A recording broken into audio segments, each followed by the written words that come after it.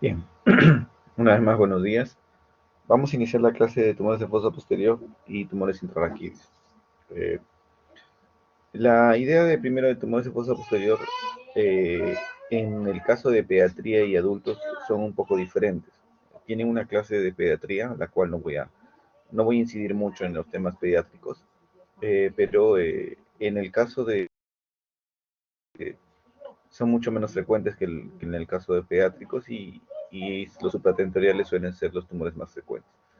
Pero de los tumores de fosa posterior tenemos muchas particularidades y por eso es que es muy interesante discutir y muy interesante incluso preguntar en los exámenes. Primero que todo, entender que le hablamos de fosa posterior o infratentoriales. Nosotros la base del cráneo la dividimos en fosa craneal anterior, fosa craneal media y fosa craneal posterior. El límite es el reborde superior del peñasco, ¿ok? Y el dorso de la silla, del dorso de la región celar, ¿ok? Dorso celar. Esto está techado por un tentorio, o sea, la tienda del cerebelo, ¿ok? Y que limita la fosa posterior. Por lo tanto, la fosa posterior es un espacio limitado en volumen y tenemos cualquier elemento nuevo de pequeño volumen que pueda que pueda aparecer en esta región va a generar rápidamente clínica y va a generar rápidamente síndromes de hipertensión endocrina en fosa posterior. ¿Okay? El síndrome de hipertensión endocrina en fosa posterior es a veces diferente al supratentorial. No funciona igual, ¿ok? Pero vamos a hablar primero que en esta fosa posterior existen ciertos órganos, ¿no? Uno es el cerebelo, ¿ok? El cerebelo, que si bien ustedes notan, está conectado al tronco encefálico. Se dice incluso, de alguna forma, que el cerebelo simplemente es una continuación del tronco encefálico hacia atrás, porque los pedúnculos cerebelares medios son tan gruesos y parecen simplemente que es una continuidad y más no un órgano diferente. Entonces, pero para divisiones anatómicas y sobre todo didácticas es importante saber que aquí hay un cerebelo, un tronco encefálico, un cuarto ventrículo, ¿ok? Y la fosa craneal. Entonces, la fosa craneal tiene orificios de salida de los nervios craneales que vienen del tronco encefálico, ¿ok? Entonces, en todas estas zonas pueden surgir lesiones tumorales, ¿ok? Pero bueno, vamos a enfocarnos en que existe tronco, cerebelo, ventrículo y base de cráneo con sus orificios de salida. Cuando hablamos de niños y hablamos de adultos, las cosas son diferentes, ¿ok? Son diferentes. En adultos nosotros solemos diferenciarlos en extraaxiales e intraaxiales. Hablamos de extraaxiales cuando no se encuentran en el parénquima e intraaxiales cuando dependen del parénquima o el ventrículo, o sea, el tejido ependimario. ¿Ok? Entonces, en adultos vamos a encontrar que en extraaxiales lo más frecuente que encontremos son los schwannomas vestibulares o neurinoma del acústico, antiguamente llamado. El término debería ser schwannoma vestibular. ¿Ok? El schwannoma vestibular es el tumor más frecuentemente diagnosticado en la fosa posterior eh, de tumores extraaxiales. ¿Ok? Después de los schwannomas vestibulares y en orden y clásicamente preguntado de esa forma, vienen los meningiomas. Entonces, en el ángulo pontocerebeloso, que es el lugar donde más frecuentemente encontramos los schwannomas vestibulares, el segundo tumor en frecuencia es el meningioma. ¿Ok? El tercer tumor en frecuencia es el tumor epidermoide. No está aquí escrito, es el tumor epidermoide. ¿Ok? Más raramente vamos a encontrar metástasis, podemos encontrar gliomas yugulares, ¿ok? Perdón, tumores del glomus yugular, no son gliomas, son tumores del glomus yugular, o también schwannomas del noveno par, del décimo par, y podemos encontrar incluso paragangliomas, que son mucho más raros. En adultos, en los tumores que son parenquimales, lo más frecuente que encontramos son metástasis. O sea, parenquimales, igual que en el cerebro, perdón, exactamente igual que en la región supratentorial, los intraaxiales más frecuentemente diagnosticados son las metástasis. ¿Ok? No necesariamente los más operados, pero sí los más diagnosticados. Y en segundo caso, o los primarios más frecuentes en adultos, el hemangioblastoma. El hemangioblastoma. ¿Ok? En los intraxiales, que ya son intraventriculares, no dependen del parénquima, sino son del ventrículo, lo más probable es que sean ependimomas o subependimomas y papilomas del plexo coroideo. Esto en adultos.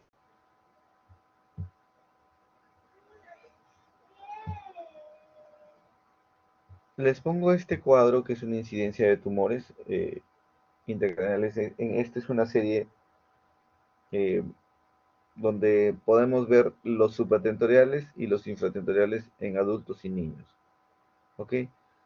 Si nos enfocamos en infratentoriales, vamos a enfocarnos ahí. La distribución de adultos es mucho más diversa que la distribución en niños. En niños, lo más frecuente es que sean los astrocitomas pilocíticos o los meduloblastomas. El más frecuente, astrocitoma pilocítico, considerado grado 1 de la OMS, tumor benigno y de tratamiento quirúrgico, solo resección. El meduloblastoma es el considerado el tumor maligno más frecuentemente visto en niños, ¿ok? No es un tumor grado 1, es un tumor grado 4 de la OMS, y este tumor no solamente se tiene que resecar, sino también darle quimio y radioterapia. Si no le das completo los tres, el tumor regresa, ¿ok? En el adulto, en el adulto, lo más frecuente hemos dicho, schwannomas vestibulares. También tenemos metástasis intraparenquimales, hemangioblastomas intraparenquimales. Podemos encontrar también astrocitomas, incluso pilocíticos podemos encontrar, pero ya representan menos porcentajes, ¿ok? Meningiomas, meduloblastomas también, porque entendamos que se considera adulto, algunos más de los 18 años y otros más de los 15 años, depende de la institución. Pero para que vean, la representación de tumores supratentoriales es el 84% e infratentoriales el 16% en adultos, mientras en niños es al revés. Lo más frecuentemente es visto en niños, 63% en fosa posterior y supratentoriales 37%. Entonces, esto es muy importante. Esto es muy importante de tenerlo en cuenta. ¿Ok?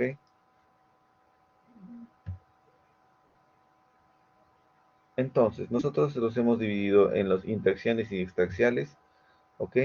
Los extraxiales, que son más fáciles de recordar, son los lugares donde está el hueso. La mayoría de veces tiene relación al hueso y los orificios de salida de los nervios craneales. ¿Ok?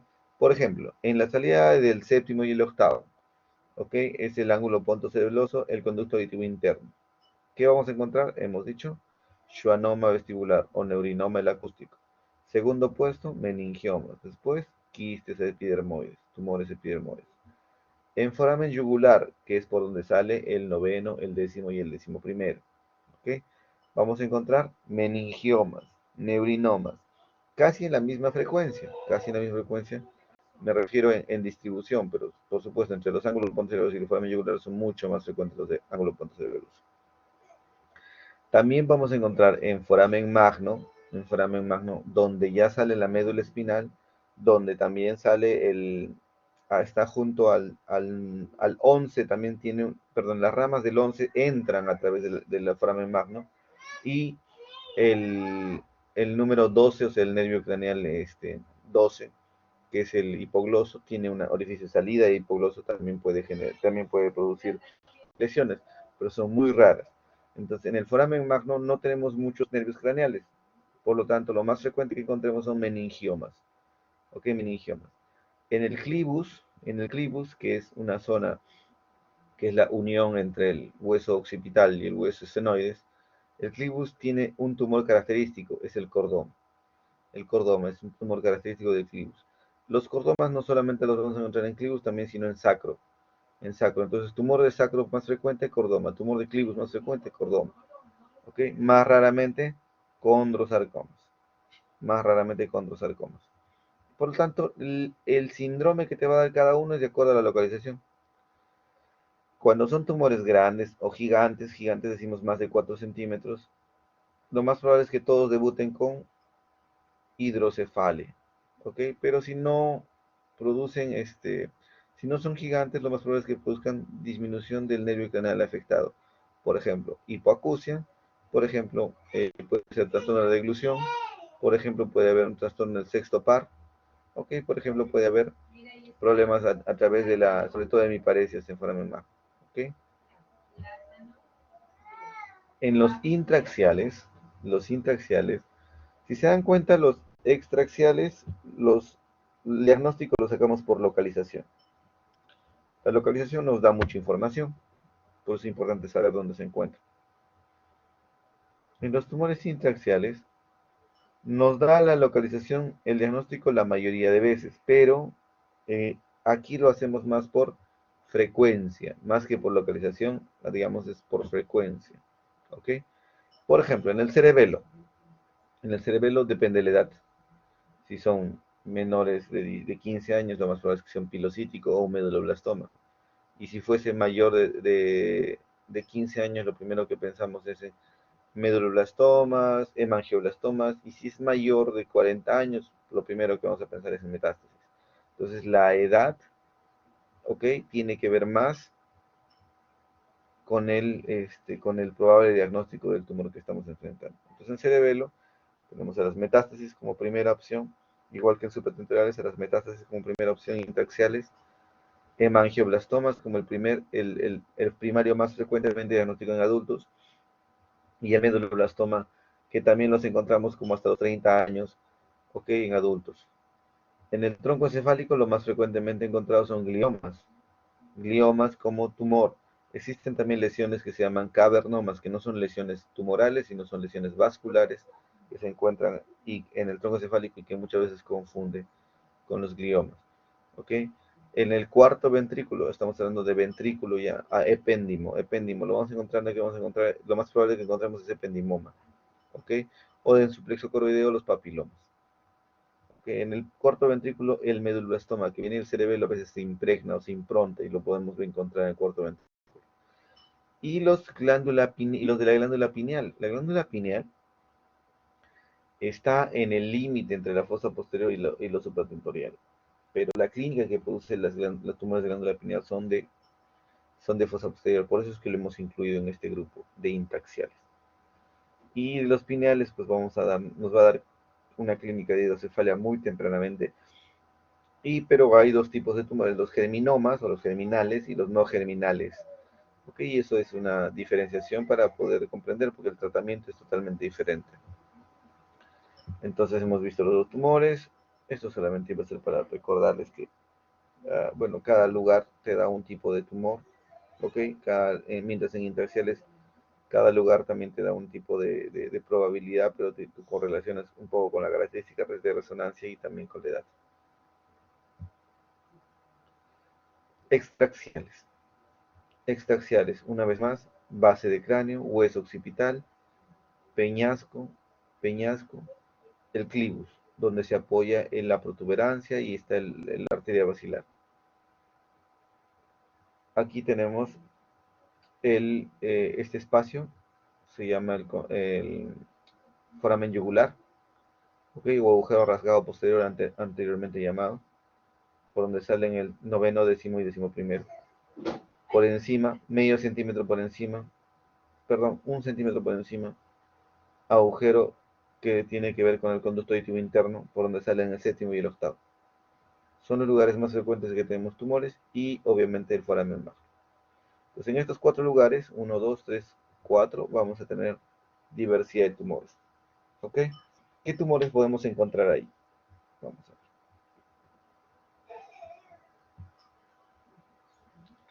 El neurinoma. Una vez más, reitero, es el tumor probablemente más diagnosticado de los extraxiales. Pero resulta que muchas veces el paciente va por hipoacusia a un otorrinolaringólogo, ¿ok? Y el otorrino lo deriva o a un neurocirujano o a veces directamente lo deriva a radioterapia. ¿Por qué? Porque se sabe que muchos de los tumores de ángulo pontocerebroso pequeños, ¿ok? Pequeños, pueden ser tributarios de radioterapia, ¿ok? Un tipo de radioterapia se llama radiocirugía y ese tipo de radiocirugía es el tributario para este tipo de tumores.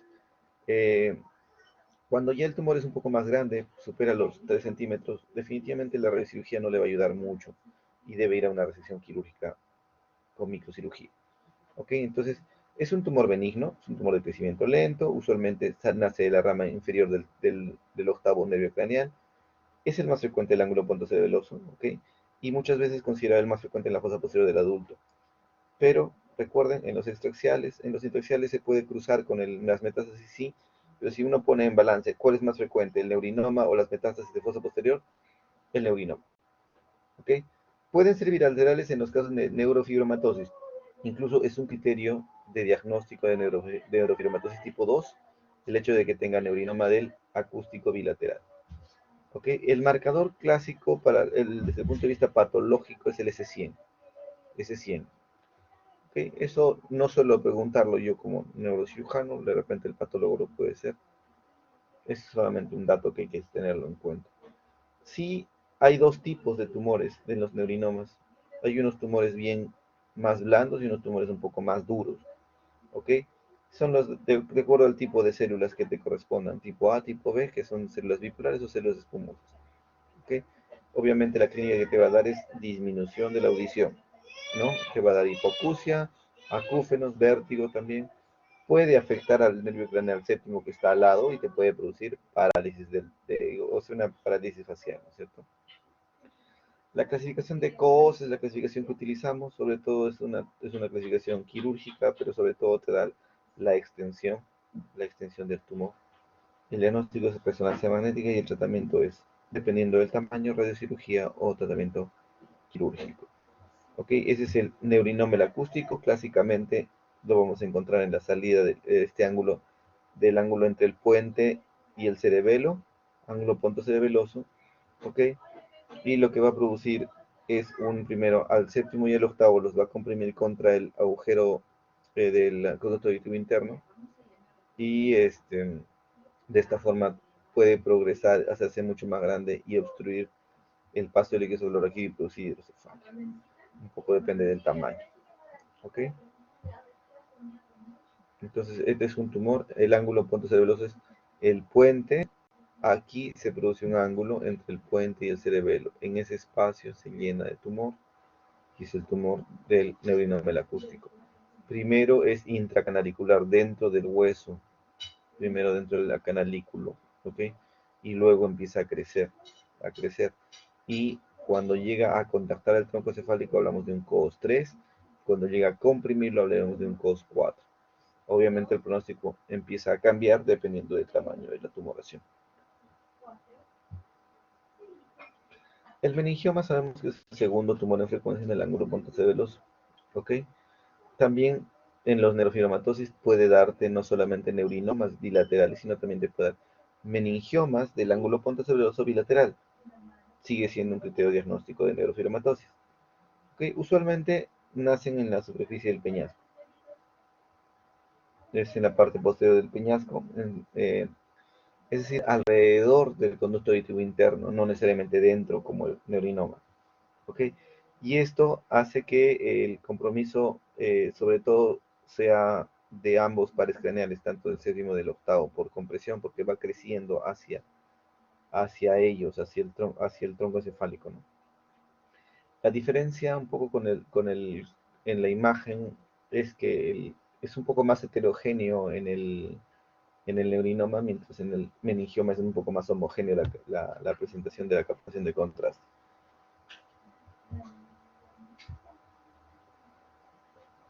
Esta es una característica, es la cola dural.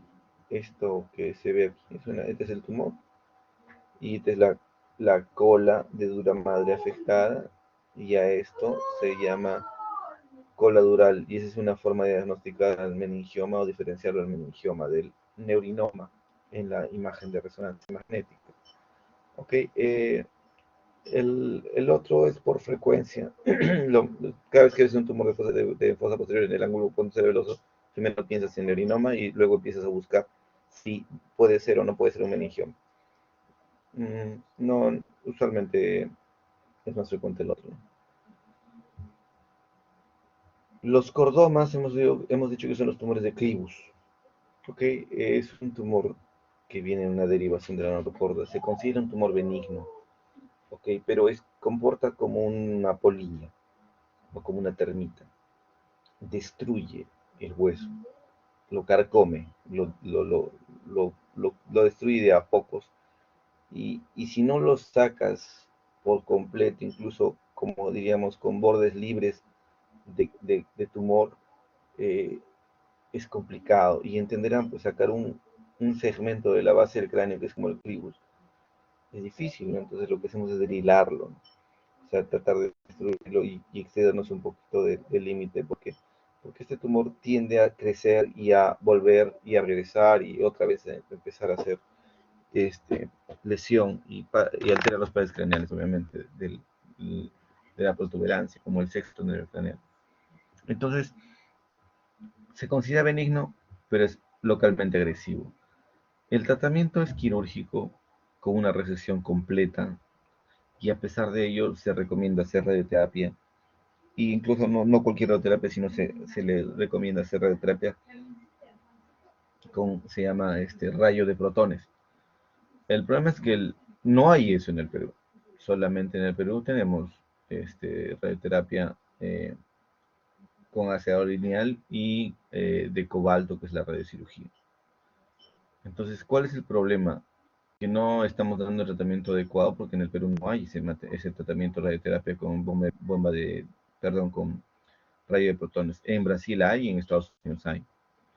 Y eso puede disminuir el crecimiento o el retorno del tumor.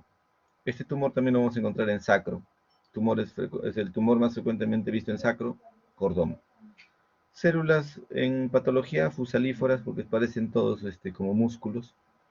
Ok, hay que darle los dos. Cuando hablamos de metástasis en fosa posterior, debemos creer que estamos hablando de intraparenquimal o intraxial, porque lo extraxial es más raro, mucho más raro. Entonces, como sabemos, son los tumores malignos más frecuentemente vistos en el encéfalo, tanto supratentoriales como intratentoriales intraparenquimales. ¿Ok?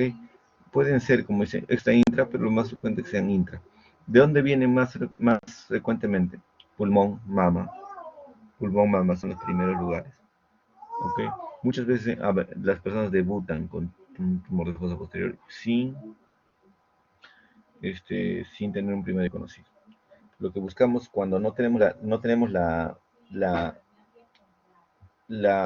primario, tenemos que sacar y establecer qué tipo de tumor es y sobre todo porque son tumores que hacen bastante irritación y bastante edema, hay que aliviar los síntomas neurológicos, controlar la enfermedad localmente. Este es, por ejemplo, un caso de una metástasis, ¿no? Las metástasis, esta es una tomografía, tienen la particularidad de dar bastante edema perilesional. Y este edema pues va a empezar a producir un efecto de masa sobre el cuarto ventrículo y por lo tanto va a ser hidrocefalia. O sea, tempranamente por una metástasis pequeña pueden hacer hidrocefalia. Las metástasis que son bastante pequeñas, como que menos de 2 centímetros, ¿ok? Y que, el, y que no estén haciendo hidrocefalia o que no tengan un efecto de masa muy marcado, se pueden indicar radioterapia, ¿ok? Indicar radioterapia. En los intraxiales tenemos que tener en cuenta lo siguiente, que estamos hablando de o cerebelo, o tronco encefálico, o ventrículo, ¿ok? Y si no estamos hablando de esos tres, estamos hablando de glándula pineal, que se encuentra aquí, ¿ok? Que se encuentra habitualmente debajo del tentorio, por eso es que hablamos que son infratentoriales. De estos cuatro lugares, una vez más, hemos dicho cerebelo, metástasis o hemangioblastomas, tronco encefálico gliomas, cuarto ventrículo, ependimomas o superependimomas con papilomas, y en pineales vamos a encontrar germinales y no germinales. Vamos a analizar un poco cada uno. Nos pueden dar clínica dependiendo de la localización. Si son cerebelares, nos van a dar síndrome cerebeloso, por ejemplo, una cefalea, ataxia, dismetría, nistagmus, ¿no? Mientras si es en tronco encefálico, nos van a producir sobre todo parecias, ¿no? Hemiparesia, cuadriparesia, porque lo que más se afecta son la vía motora. ¿Ok? Entonces, el síndrome de Parinó. Esto sí es una pregunta clásica. ¿Por qué es importante? Porque es una forma habitual de presentación de los tumores de fosa posterior. El síndrome Parinó es sinónimo de hidrocefalia. La hidrocefalia, sobre todo por dilatación del acueducto de Silvio. El acueducto de Silvio se encuentra en el mesencéfalo. Y si se encuentra en el mesencéfalo va a producir dilatación del acueducto de Silvio y por lo tanto compresión del fascículo longitudinal medial. Y eso va a producir dilatación de esto y va a producir el fascículo longitudinal medial, lo que permite es una coordinación adecuada de los ojos, de los movimientos oculares, sobre todo de los músculos motores. Por lo tanto, la persona con síndrome de Parinó no puede elevar la vista, no puede ver hacia acá, hacia su frente. Uno le intenta hacer ver hacia arriba y el paciente no puede ver. El paciente se encuentra con la mirada como hacia abajo y por eso también se llama mirada en sol naciente, como mirada en sol naciente, ¿okay? Porque pareciera que solamente es como un sol que está, esta es la línea del horizonte y el sol se encuentra en esta posición. O le dicen en sol poniente, que es lo mismo, pues, ¿no? Básicamente uno es en salida y otro es en entrada, pero los dos representan lo mismo. Entonces las personas no pueden elevar su vista y es un signo clásico que hacemos con todos los pacientes que tienen hidrocefalia. Luego buscamos hidrocefalia, les pedimos que miren hacia arriba, miren hacia la derecha, a la izquierda y volvemos a repetir la mirada hacia arriba y notamos que no lo pueden elevar, ¿ok? No lo pueden elevar. Incluso como no lo pueden elevar, producen nistagmos, es decir, intentan mirar hacia arriba y el ojo se les cae, entonces es un nistagmo vertical, ¿ok? Entonces, entre las características destacan la pérdida de la mirada hacia arriba, el nistagmo de convergencia y retracción al tratar de mirar hacia arriba, la desviación ocular hacia abajo, la imagen en sol poniente, y retracción palpebral, porque aunque tú intentas mirar hacia arriba y tus párpados se le retraen, no mires hacia arriba, sigues mirando de frente, mirando hacia abajo, entonces es un signo de retracción palpebral. ¿Ok? Bueno, vamos, es una pseudo parálisis del tercer nervio ocular, del motor ocular externo y del motor ocular común.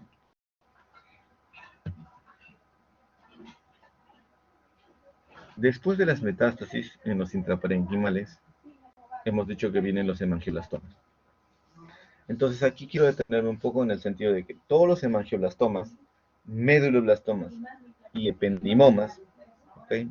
O sea, de los tumores de cuarto ventrículo, ependimomas, los tumores de cerebelo, primarios, no metástasis, primarios, es decir, hemangioblastomas o meduloblastomas, obligatoriamente cuando uno los encuentra en una resonancia cerebral, tienes que pedir una resonancia de columna vertebral. Entonces, eso sí es una pregunta de examen. ¿Por qué? Porque las personas a veces nos quedamos en el hecho de pedir una resonancia cerebral y creemos que con eso ya hemos llegado al diagnóstico, creemos que tenemos ya casi la respuesta y no hemos estudiado la médula espinal.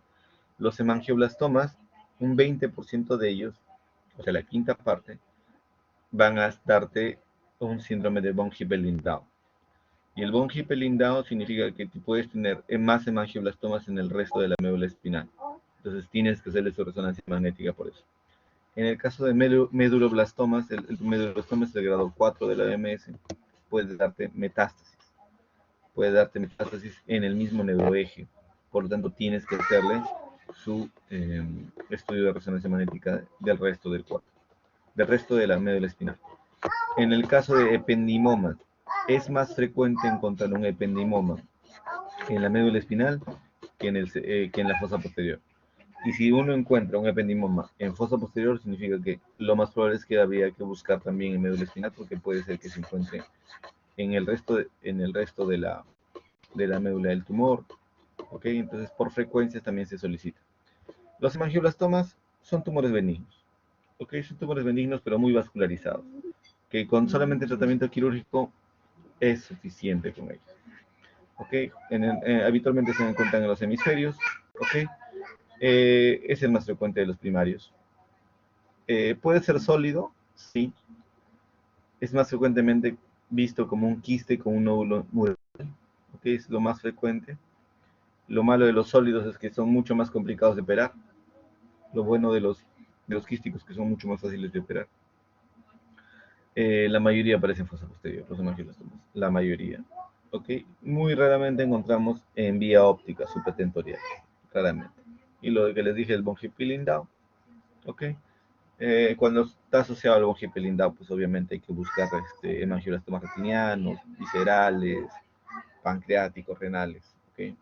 Tumores renales que pueden producir hipertensión arterial, ¿no es cierto?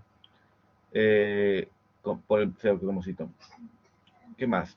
Los hemangioblastomas son tratamiento quirúrgico, principalmente. Raramente, y lo ponemos así, hay una radiocirugía en tumores asintomáticos bien pequeños. Raramente utilizamos radiocirugía en los hemangioblastomas. Este es el patrón quístico y el patrón sólido. El patrón quístico es un quiste con un nódulo, y el patrón sólido es obviamente un captador de contraste en forma homogénea, ¿sí? Con poco edema peridicional, a diferencia de las metástasis. Los ependimomas decíamos que es más frecuentemente encontrarlos en intrarraquídeos que en cerebrales, perdón, que en fosa posterior. Por lo tanto, hay que siempre estudiar el resto de la médula espinal. Lo más típico son las rosetas en patología, lo cual no es algo que vaya a memorizar mucho. Son benignos también, la mayoría de veces hay una versión más benigna que esta, que es el subependimoma, que tiene un crecimiento mucho más lento todavía. Pero también hay una variante anaplásica, que es más agresivo y recidiva bastante. Y bueno, es mal pronóstico los que es la variante anaplásica, ¿no? Podemos encontrar en el resto del neuroeje, sí, como tumores, sobre todo en el filum terminal, ¿ok? Pero nada más insisto, son tumores resecables, bastante resecables, en la médula espinal, tanto en la fosa posterior. Cuarto ventrículo es su localización más típica, ¿ok? Son considerados dentro de la familia de los gliomas, eso sí, dentro de la familia de los gliomas, igual que los astocitomas y los oligodendrogliomas. Los ependimomas son familia gliomas, ¿ok? La clásica forma en que aparecen es como producen hidrocefalia. ¿Qué más? Es bastante homogéneo la captación de contraste y lo vamos a encontrar siempre en el cuarto ventrículo. Debemos darle radioterapia después de la cirugía, sí, porque no podemos darnos el lujo de que vuelva a crecer el ependimoma. Recuerden que está entre las familias gliomas y es un tumor tributario de radioterapia. En los casos, aquí está, cuarto ventrículo, ok, cuarto ventrículo, ependimoma, ok, cuarto ventrículo, piso del cuarto ventrículo, ok, piso del cuarto ventrículo. El cuarto ventrículo del piso es el que está más relacionado hacia el tronco encefálico. Ependimoma, bien demarcado el tumor, homogéneo, sin mucho edema perilesional dentro del cuarto ventrículo. Okay, otra vez. Piso del cuarto ventrículo. El medulloblastoma es el tumor maligno más frecuente visto en niños, pero no significa que sea exclusivo de ellos. También lo vamos a encontrar dentro de los adultos.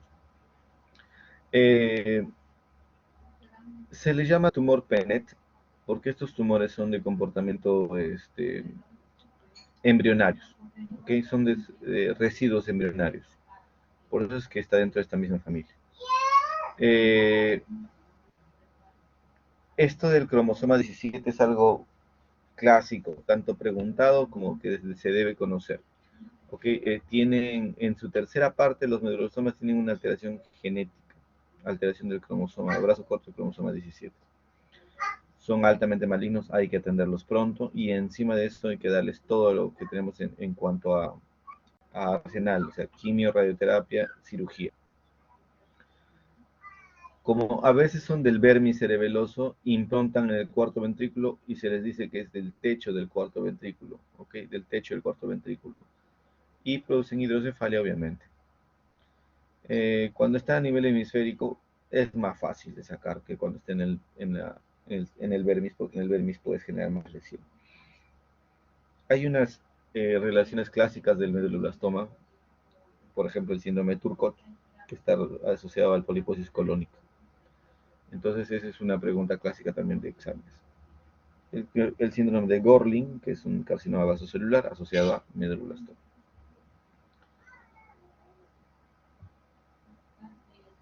En cuanto a los medulloblastomas, no todos se comportan igual, y eso es lo que nos dimos cuenta. Algunos que están en el hemisferio van muy bien y otros que están en vermis van muy mal. Unos que tienen en adultos van mejor y en los que son en niños no van tan bien. Entonces se hizo una diferenciación celular por marcadores celulares y se clasificó en WNT, Sonic Hedgehog, variante Sonic Hedgehog, grupo 3 y grupo 4. Eh, Todo esto, ¿por qué? Porque la respuesta de los cuatro era diferente al tratamiento y la incidencia por grupo etario era también diferente. Por ejemplo, este es más en niños, más que en infantes, el WNT. El Sonic Hedgehog es más de adultos y infantes, los niños, el grupo 3, el grupo 4 también es de niños. Obviamente es un tumor más frecuentemente visto en niños, ¿no? Pero la respuesta, o sea, el pronóstico era mejor, por ejemplo, en el WNT, mientras el grupo 3 era el peor, ¿no? O sea, era dependiendo un poco de cómo está el paciente y que está estos marcadores celulares. No es lo que quiero que se aprendan ahora, sino quiero que aprendan que el hecho de que el neuroblastoma puede responder de forma diferente por localización, por alteración genética. Algunos van muy bien y se soluciona todo el problema, algunos no van tan bien. ¿Ok? El brazo corto del cromosoma 17 está casi siempre en todas las variantes. Entonces, este es el medulloblastoma. Una vez más decimos que está en el techo del cuarto ventrículo, a diferencia del epenimoma que es en el piso del cuarto ventrículo. Eso es una diferenciación clásica, ¿ok? Tenemos que tener claro ello, porque eso también es pregunta. Otra cosa con la edad, más frecuentemente lo vamos a encontrar en jóvenes, en menos de 25 años, 30 años. El ependimoma probablemente lo encontremos un poco mayores, pero también como que el ependimoma puedes encontrarlo entre tus 20 años a tus 40 años, o sea que hay un rango intermedio entre los dos, ¿no? No es tan fácil de diferenciar, al final de cuentas todos tienen que salir. El ependimoma, digo, el medulloblastoma en la secuencia difusión de la resonancia magnética es hiperintenso porque restringe el paso del agua. Por lo tanto, se ve hiperintenso en la secuencia de difusión. Se dice, es un tumor que restringe en difusión. ¿Okay? Es diferente a otros tumores. El epidermoide también es otro tumor que restringe en difusión. Es lo que decía, si encuentras un tumor en el techo del cuarto ventrículo, piensa en medulloblastoma. Si encuentras un tumor en el piso del cuarto ventrículo, piensa en ependimoma. También puedes pensar más raramente en tumores del plexo coroideo, papilomas del plexo coroideo. El papiloma del plexo coroideo es un tumor mucho menos frecuente. Raramente produce efecto de masa porque es un tumor de crecimiento muy lento. Hidrocefalia hace muy tardíamente. Ok, mientras en adultos sale en el cuarto ventrículo, en niños sobre todo sale en ventrículos laterales. Un poco depende de qué versión te toque, pero lo más frecuente es que sean papilomas, grado 1. ¿Qué más? Son captadores de contraste bien homogéneos. Sacarlos por completo, pues suficiente. Esto, bien bien homogéneos, bien marcados sus límites. ¿Ok?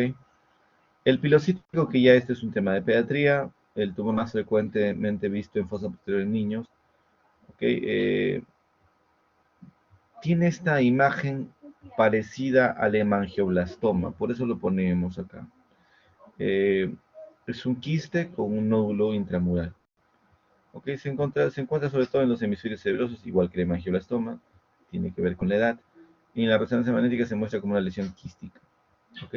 La extirpación quirúrgica total consigue curar este tipo de tumores. El pronóstico es excelente, sobre todo en niños. Es un quiste, este es un T2, es un quiste, este es un T1, T1 sin contraste, sin contraste. Este es un quiste con dos nódulos. ¿Ok?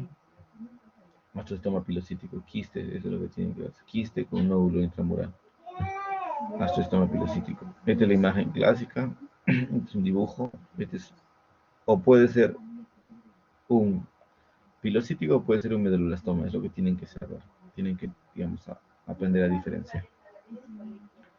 Quiste en fosa posterior con nódulo captador de contraste en niños, astroestoma pilocítico, en adultos, hemangioblastoma. En el tallo encefálico hemos dicho que son gliomas. ¿El problema cuál es? Los gliomas de protuberancia. Los gliomas de protuberancia son malos, muy malos, porque no los podemos resecar. Porque si tú sacas un poco de protuberancia, lo más probable es que lo dejes con déficit motor. Por eso es que usualmente no los sacamos, los de protuberancia. Incluso los gliomas de protuberancia no son focales, no son redondeados, son difusos. Entonces se le considera como glioma pontino difuso. Esos no van bien. Hasta ahora no hay forma de poder tratarlos bien. Los de mesencéfalo o los de bulbo son más tratables porque la mayoría de veces son exofíticos, están al borde, al límite, en la periferia, y tienden a ser gliomas de bajo grado. Los tectales son, por supuesto, en el mesencéfalo, exofíticos. En, el, en los de protuberancia lo único que nos queda es radiocirugía como paliativo. El manejo en los mesencefálicos como los de bulbo que sean exofíticos es sacarlos, ¿ok? Le puedes dar radioterapia luego de confirmar el diagnóstico. Y en los últimos sets el mesencéfalo, siempre les pongo esta imagen. Primero, para contarles que siempre está de cabeza, pues la resonancia nosotros no la vemos así, la resonancia la vemos al revés. Vemos las orejas del Mickey Mouse aquí y la cara a este lado, o sea, estas son las orejas y esta es la cara, está de cabeza. Okay. La parte posterior se llama tegmen o techo o lámina cuadrigémina, la parte anterior se llama pedúnculo cerebral, ok, y la parte central se llama tegmento, ok, tegmento. Cuando los gliomas aparecen en periferia como el pedúnculo o en el tegmen, podemos resecarlos sin mayor problema. Cuando está en el tegmento es mucho más complicado, ok, mucho más complicado, pero algunas veces se pueden abordar de vía lateral. En la protuberancia les decía que aquí hay muchos núcleos y cuando aparece un glioma en esta zona, se hace difuso, no se queda en un solo sitio. Y se acuerdan que toda esta información que llega a estos núcleos pontinos van a irse hacia el cerebelo, es una continuación hacia el cerebelo prácticamente. Entonces, los pacientes, estos tumores pontinos difusos no los hemos podido retirar, solamente les damos radiocirugía. Este es un tumor pontino difuso, prácticamente inoperable, ¿no? Son tumores no muy bien definidos, a veces no bien captadores de contraste. Cuando hablamos ya de la parte final, que estos son los tumores de la región pineal, los tumores de la región pineal son de dos tipos, los germinales y los no germinales. Los germinales son tumores que también el más frecuente se llaman germinoma, ¿ok? También puede ser choliocarcinomas, teratomas, etc. Son tumores vistos en niños.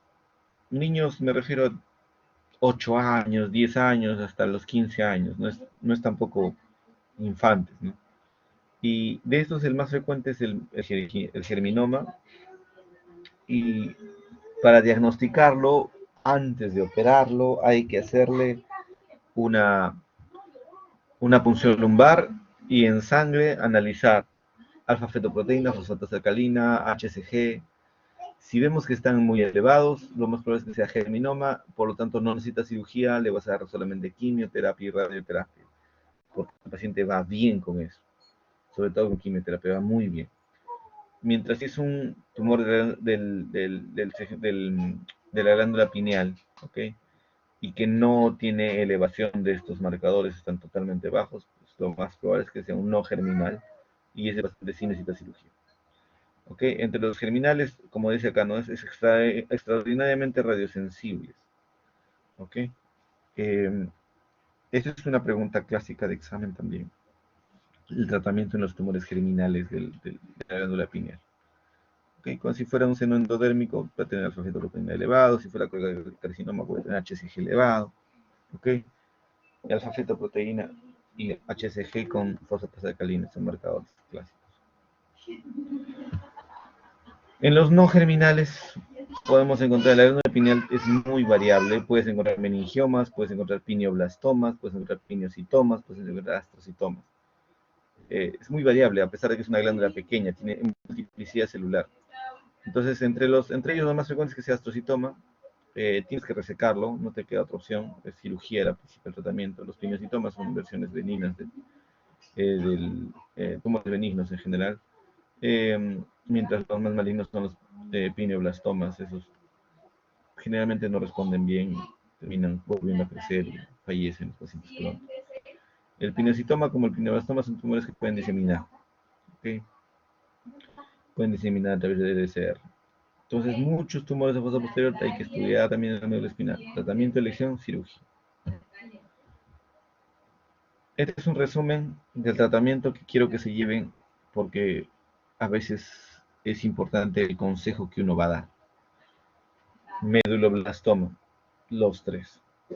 Cirugía, radioterapia, quimioterapia. Astrocitoma de bajo grado, o todos los que son astrocitomas, cerebelares o glioma, cirugía, radioterapia. El astrocitoma de bajo grado no es muy bueno en cuanto a quimioterapia. El astrocitoma de bajo grado, no, mientras el de alto grado sí tienes que darle quimio, radio y cirugía.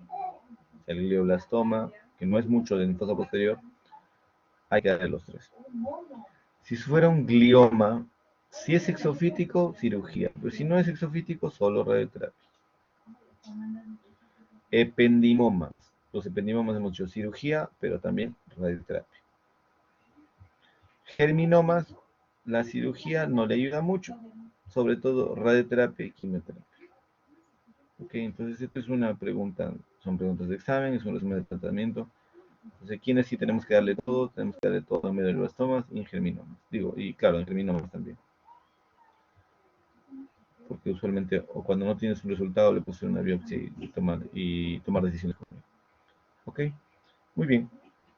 Preguntas hasta aquí, si tienen alguna.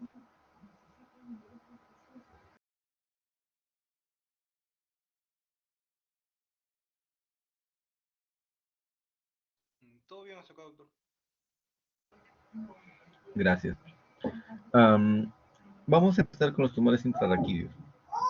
En tumores de fosa posterior no quiero que se olviden, la estadística en cuanto a frecuencia es importante, el dato epidemiológico de edad es importante y la localización es importante. Con eso muchas veces ya tenemos inferencia de qué diagnóstico puede ser. ¿Ok? Vamos a ir ahora a los tumores intrarraquídeos. Los tumores intrarraquídeos, les muestro esta imagen de la médula espinal. La médula espinal es muy delgada, es del tamaño del dedo meñique de la mano, es así de delgada. Y a través de esa médula espinal que está envuelta, por supuesto, en lo que le da la forma a la médula espinal es la pía madre, y lo que envuelve a todo esto es la dura madre, y hay una capa de meninge bien delgada que sostiene a la líquida celular, que es la aracnoides, ¿no? Entonces, pero vean que es un órgano muy delgado, muy delgado. Hasta L1 llega y luego de eso se transforma en, en cola de caballo. Hasta L1 es cono medular, L1, L2, digo, de 12 L1 es cono medular, médula espinal. El cono medular es parte de la médula espinal. El filum terminale es diferente a la cola de caballo. Ok, el filum terminal es diferente a la cola de caballo. El filum terminal es una continuación de la pía madre que envuelve a la médula espinal. Una continuación de la pía madre hacia abajo se llama filum terminal. Ok, mientras la cola de caballo son raíces nerviosas. Esta es una foto de la cola de caballo. Así son múltiples fibras, son como unos tallarines, decimos, son alrededor de 20 que están ahí, todos uno sobre otro y llenos de agua cuando tenemos el SR dentro. Y el saco dural es así, bien, bien, felizmente. Entonces, en los intrarraquídeos, esto es una división clásica y muy fácil de entender y muy fácil de acordarse también. Existen dos versiones, los intradurales y los extradurales. ¿Okay? Ya no estamos hablando de intraxiales o extraxiales como en el caso de fosa posterior, estamos hablando de intradurales y extradurales. Los intradurales, dentro de la dura madre, decimos si está dentro de la misma médula o no está dentro de la misma médula. Si está dentro de la misma médula, ependimomas, que hemos dicho que son más frecuentes en médula espinal que en cerebelo, astrocitomas, ¿ok? En frecuencia son iguales prácticamente. Y en tercer lugar, hemangioblastomas. Von Hippel-Lindau, ¿se acuerdan? Los que son de dentro de la dura madre, pero no dentro de la médula, ¿ok? Eso es que quiere decir que tienen que ver con los nervios periféricos, con los nervios, con las raíces nerviosas. Por lo tanto, meningiomas, neurinomas, ¿ok? Son lo más frecuentemente visto en extramedulares, pero que son dentro de la dura. Por fuera de la dura madre, lo más frecuente, metástasis. Por fuera de la dura, lo más frecuente, metástasis. La clínica de los tres, la mayoría de veces compresión medular, síndrome de compresión medular. ¿Ok? En los intramedulares, sobre todo, también te da paresis, ¿no? Disminución de fuerza. Entonces, esta es la división clásica. Un 10 en los intramedulares, un 30 en los intradurales extramedulares y un 60 en los extradurales. ¿Cuál era lo más frecuente en los extradurales? La metástasis, para que vean qué tan frecuente puede ser una metástasis. ¿Okay? Aquí, meningioma. Y aquí tenemos o astrocitoma o ependimoma, la más frecuente. La misma ubicación, extradural, metástasis la mayoría de veces viene de la vértebra. Intradural, pero fuera de la médula, lo más probable es que sea un meningioma. Ok, también puede ser los neurinomas. Intramedulares, si son bien centrales, ependimomas. Si son un poquito periféricos, astrocitomas, son muy parecidos. La relación con el hueso, la mayoría de las metástasis llegan al hueso, a veces al espacio epidural, pero al hueso sobre todo, y van a hacer fractura y van a hacer compresión medular. Y los intradurales,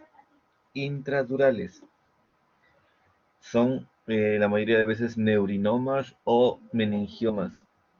Incluso se salen, junto con su raíz nerviosa, se salen de la dura madre y se hacen intraextradurales, intramedular, ependimomas o astrocitos.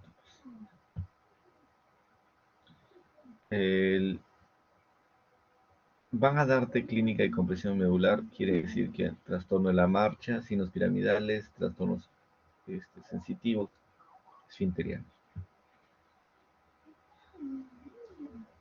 Entonces, es importante diferenciar en la resonancia los tres formas. Cuando uno ve la médula espinal siendo movida hacia un costado, ves el LCR. Esta es una resonancia dorsal en lado sagital T2. Este es la médula espinal, este es líquido cefaloraquídeo, vértebra, disco intervertebral, apófisis espinosa. Entonces uno va viendo, ¿no? Esta es la médula espinal aparentemente está bien. Este es el LCR y su dura madre aparentemente se cierra bien, pero hay algo desde afuera que lo va comprimiendo. Entonces lo más probable es que este sea un extradural y sea una metástasis. Entonces la mayoría de estos intraraquídeos, bueno, se dice que son benignos, un poco depende de qué localización tenga.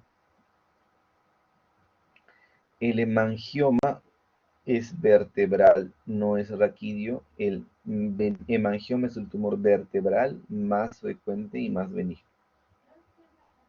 Pero no está en los intrarraquídeos, es vertebral. Extradural, lo hemos dicho, metástasis, ¿no es cierto? ¿De dónde vienen? Pueden venir, si somos histolíticos, pueden venir del linfoma pulmón, mama, si somos teblásticos, próstata y mama. ¿Ok? Raramente encontramos primarios óseos en la columna vertebral, incluso como el cordón es de sacro o es de clivus, es raramente encontrarlo. Osteomastoides, blastomas, quistes aneurismáticos, condrosarcomas, son raros, son rarezas, no es lo más frecuente. Lo más frecuente es que un tumor primario sea una metástasis. Yo diría lo segundo en frecuencia son los plasmocitomas. Entonces estamos hablando de intradural, extramedular. Si en el otro caso hemos dicho metástasis, en este caso estamos diciendo intradural, extramedular, meningiomas o neurinomas. Meningiomas es lo más frecuente.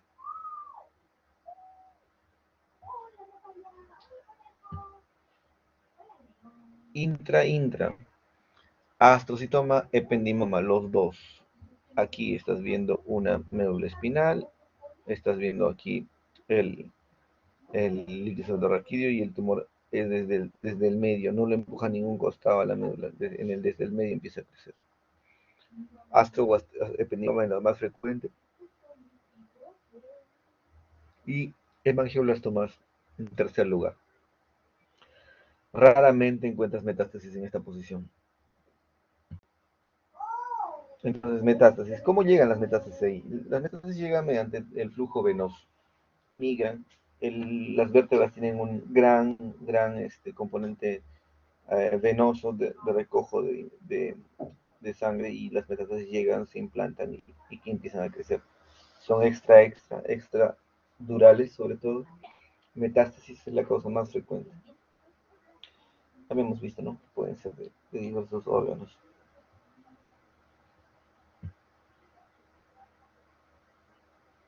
Esta es una resonancia. Típicamente cuando la vértebra está tomada, toma otro color.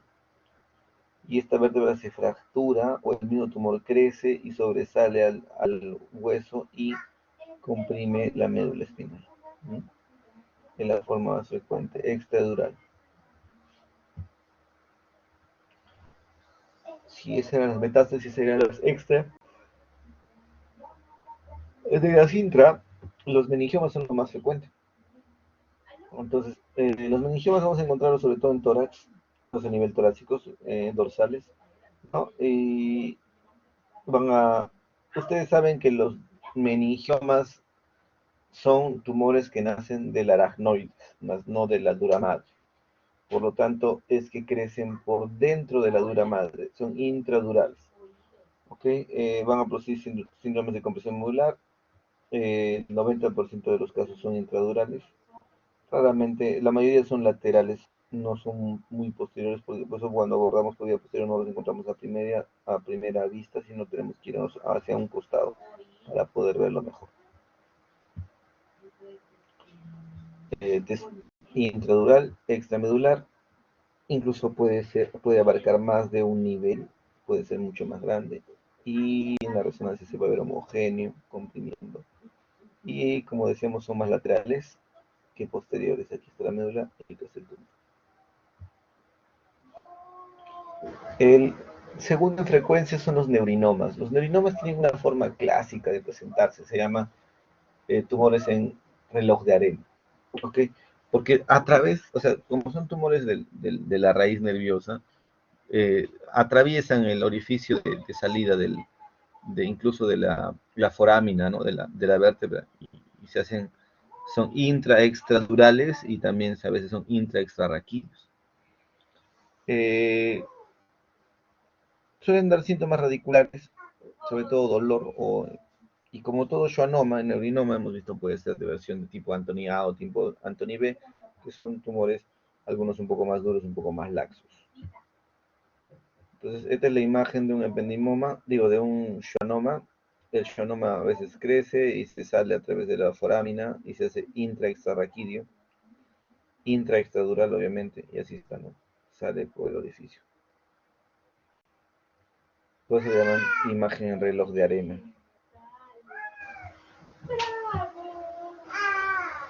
Los ependimomas, igual que los astrocitomas, son tumores intradurales, intramedulares. Y son frecuentes, los dos alcanzan el 30% de los tumores en general, o más incluso. De los ependimomas sí tienen una variante en el filum terminale que hemos dicho, y esa variante se llama la variante mixopapilar. Una variante bastante benigna y que con cirugía pues, es suficiente. Pero esta es una imagen clásica. Un tumor de filum terminal es un ependimoma mixopapilar. ¿ok? La mayoría de veces los ependimomas y todos los tumores intramedulares se presentan en la médula cervical, más arriba, o sea, son encima de ser ya malos porque son intramedulares, ya tienen que irse, se van justo a la zona cervical, que va a venir más compromiso todavía. Entonces, a veces lo encontramos asociado a quistes, tiene límites y es resecable. El principal tratamiento es quirúrgico. Después en el seguimiento se puede decir la radioterapia, pero tienen que hacerle estudios también de LCR para ver que no haya diseminación. Este es un tumor intramedular. La dura madre se ha abierto. La arnoides obviamente también está abierta. Y esto que está abierto aquí se llama pía madre. La pía madre también está abierta. Y dentro de la pía madre se procede con la resección del tumor. Igualmente aquí es intramedular. Algunas veces está asociado a su acúmulo de LCR. Astrocitomas, que son yo diría lo más frecuente, incluso más que el ependimoma, en intramedulares. ¿Ok? Si no contásemos a los otros, los mixopapilares del filum terminal, este sería el más frecuente. ¿Ok? También son más frecuentemente vistos en dorsales y en cervicales. Y no suelen ser bien centrales como el ependimoma, sino son algo excéntricos, o sea, fuera de la línea media. Y casi nunca se puede resecar por completo el osteosarcoma porque los límites son un poco más difusos y hay que darle radioterapia. Los encontramos así, hiperémico la médula espinal, la tenemos que abrir la pía madre, encontrar el tumor y empezar a resecarlo de a pocos para poder disminuir la hiperemia que normalmente hay por por la presencia del tumor, ¿no? Que es hiperémico. Muy bien, pregunta sobre tumores de fosa posterior y o tumores intraquídeos. Sí, Fabiola. Doctor, una consulta. En el caso de los tumores extradurales, Ya, podríamos decir metástasis. que los que generan compresión medular, Ajá. el mejor tratamiento sería una cirugía de descompresión medular. Y resección del tumor, o si no se puede, por lo menos biopsiarlo, para saber qué cosa es o de dónde vino. Doctor, y si fueran extramedulares también sería lo mismo, o sea, el mejor tratamiento de compresión medular y resección. ¿Te refieres al meningioma, por ejemplo, o al neurinoma? Sí, lo mejor es hacer una descompresión y resección. En esos casos sí buscamos hacer resección porque es posible, porque tienes los límites. Entonces sí, es mejor resecarlo. Gracias, doctor. No, ok.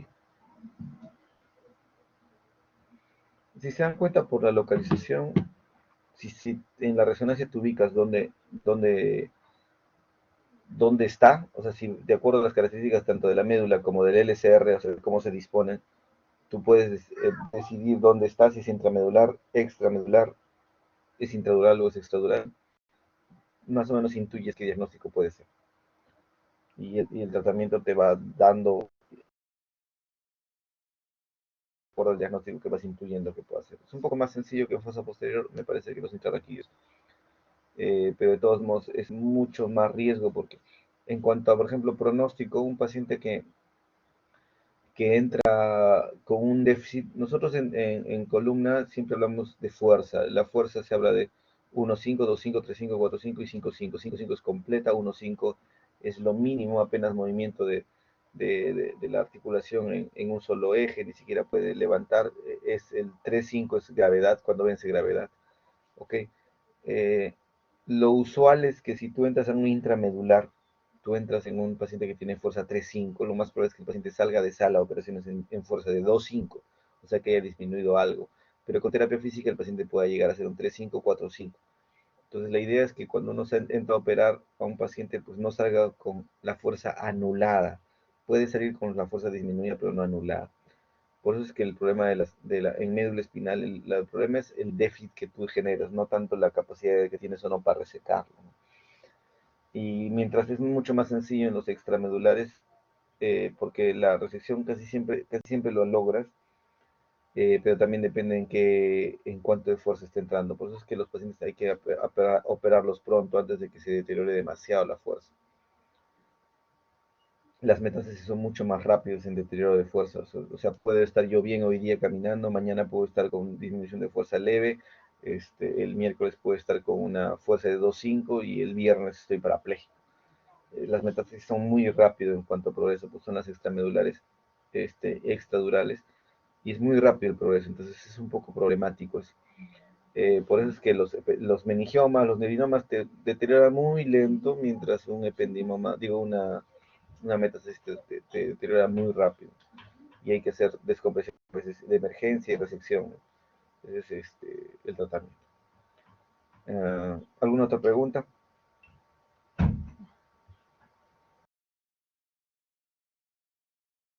Doctor, una pregunta, ¿y la resección es más accesible en los extradurales o en los extramedulares intradurales? Es mucho más accesible en los extradurales. Una metástasis es bien fácil de resecar, porque casi siempre ha crecido, como no agarran tan gran volumen para hacer fuerte clínica. Entonces los encuentras casi siempre con 2 centímetros, 2,5 centímetros. Y como están por fuera de la dura, tú los puedes separar, dividir, disecar, siendo un poquito más agresivo.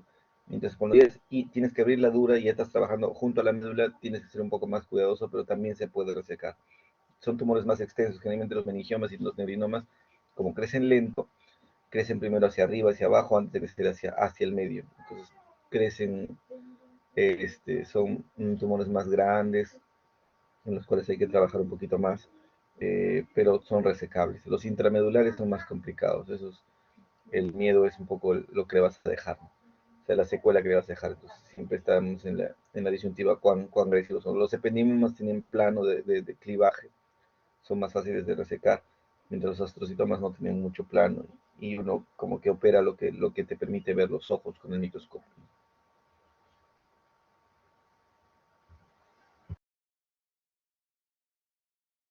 Vaya, gracias, doctor. A ti, Fabiola.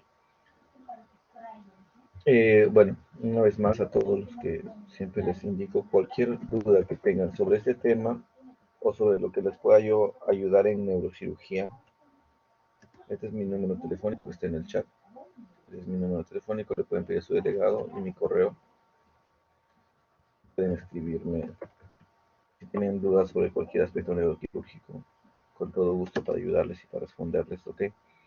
Una vez más yo me disculpo porque el viernes tenía que dictar esta clase. Yo no estaba al corriente, pensé que según el sílabus lo que le tocaba al doctor Lu y yo estaba considerando que lo iba a hacer y yo me confundí.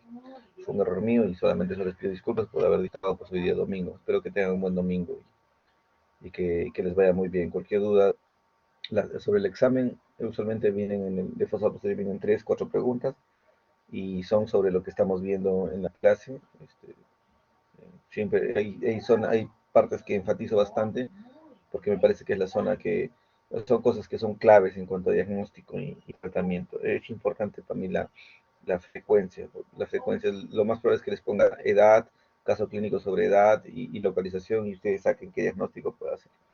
¿Ok? Nada más, que tengan buen momento. Muchas gracias, doctor. Buen día. Muchas gracias, doctor. Hasta luego. Gracias, doctor.